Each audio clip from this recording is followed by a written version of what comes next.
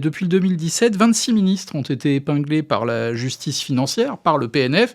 Est-ce que je dois y voir un signe de l'indépendance du parquet national financier ou au contraire une augmentation inquiétante du phénomène corruptif ? Je pense qu'il faut rapporter ces chiffres que vous évoquez à la totalité de l'activité du PNF. Je vous le disais tout à l'heure, aujourd'hui nous avons plus de 770 procédures en cours au PNF.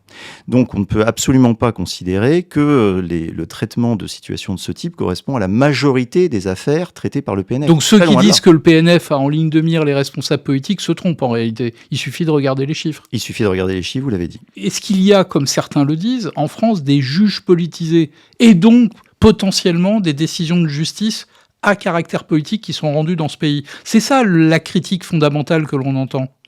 La critique fondamentale que l'on entend dans la bouche de certains, mais je ne suis pas certain que par ailleurs l'ensemble de nos concitoyens partagent cette analyse.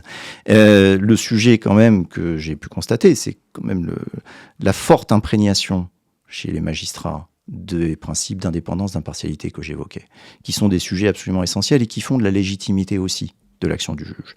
Donc je crois qu'il faut en permanence le rappeler, et rappeler aussi que les critiques qui peuvent être adressées à une décision, peuvent s'entendre naturellement. Et il y a des voies de droit. Nous sommes dans un état de droit. Il y a des voies de droit qui sont d'ailleurs largement utilisées.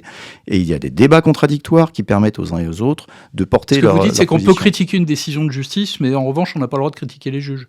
Lorsqu'on critique un juge ou lorsqu'on critique par principe l'institution judiciaire, je dis bien par principe, on attente aux principes fondamentaux de l'État républicain.